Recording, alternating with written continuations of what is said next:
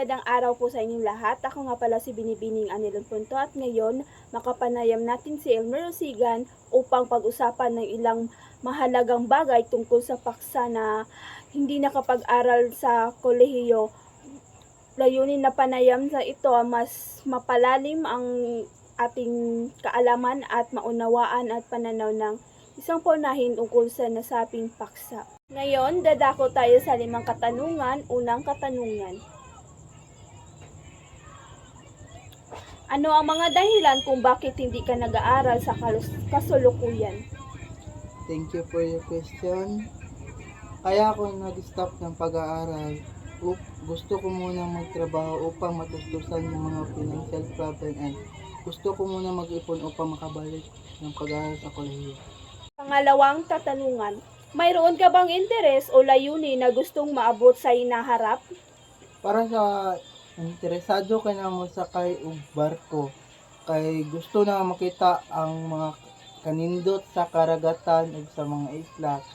And then, ang point na ako sa barko kay gusto kong magluto dito, hindi pagawas na ako tanan mga talent o mga specialty nako. Tatlong katanungan.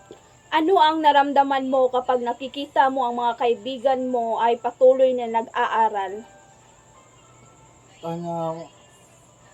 Para sa kuha kay brag, mainggit ka kay feeling nimo na nauna na sila graduate sa imo tapos ikaw nag-stop ka pa stop kag eskwela para lang sa imong financial problem, then gina-priority jud nimo imong trabaho para matustusan jud imong pangangailangan.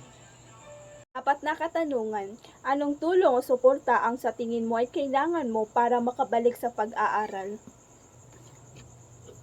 Para sa kuha kay for me is time og disiplina, kay kailangan ako disiplina sa kuan sarili para sa pag-aaral, paggawa ng takdang aralin, and then suporta sa mga mahal ko sa buhay, maaaring makatulong sa pagbigay ng inspirasyon at pag-angat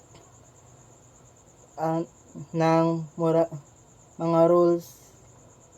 And then, tulong sa pag-aaral, maaaring kailangan mo ng tulong sa pag-aaral tulad ng mga tutor, online, and mga teachers.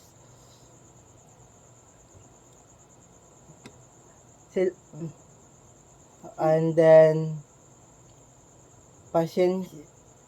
pasensya sa support na kailangan sapat sa financial. Tanungan na aking ibibigay na panglima, ngayon nandito na. Kung mabibigyan ka ng pagkakataon makabalik sa eskwela, anong kurso o asignatura ang gusto mong matutunan ng pansin at bakit?